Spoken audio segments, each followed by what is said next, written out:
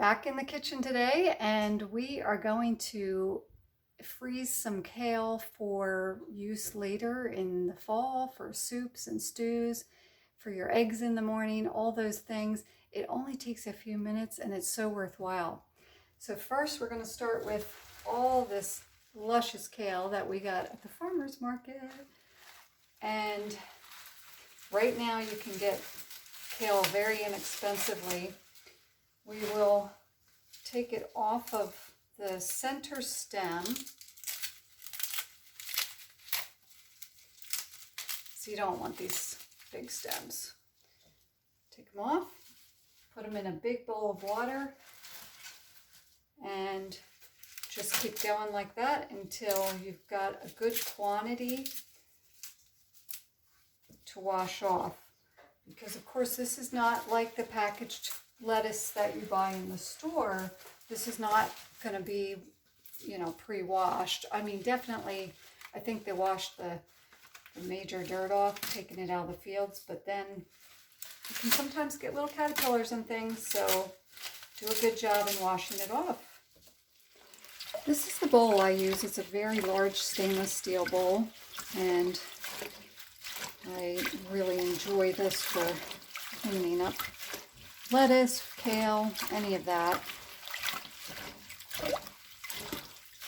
I let the kale sit in here for a few seconds first and then just swish it around. There's the kale all washed and ready to go. You don't need to dry this off because it's going to be going into a stock pot, and that water is boiling. So now we submerge the kale into the water. We'll stir it around a little bit to make sure all of it is under the water.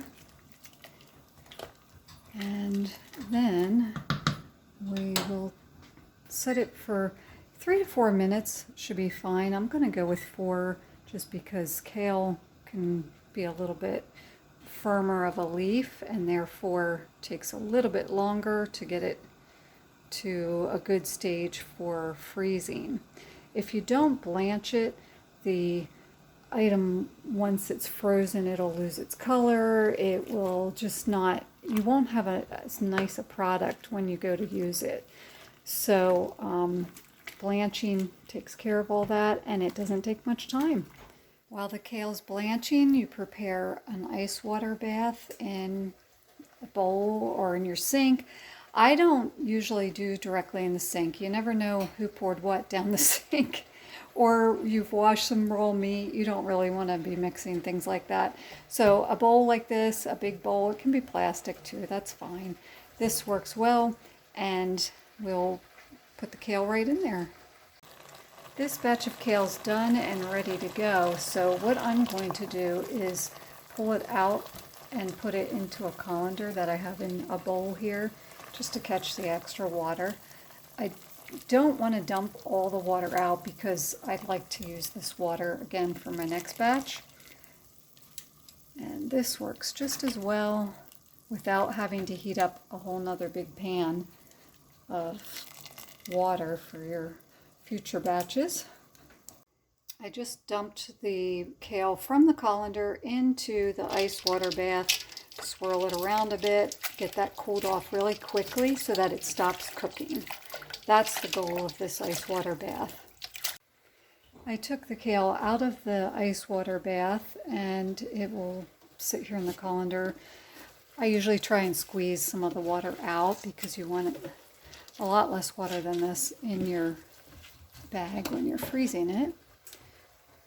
And then we'll just put it out here to dry and separate it a little bit so that it can dry a bit better.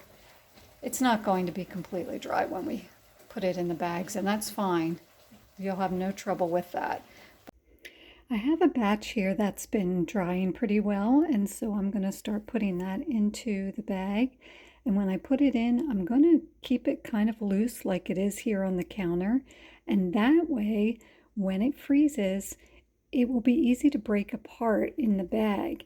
And you can do that and just get out just as much as you want. So if you want to add some to eggs in the morning, you don't have to thaw a whole bag.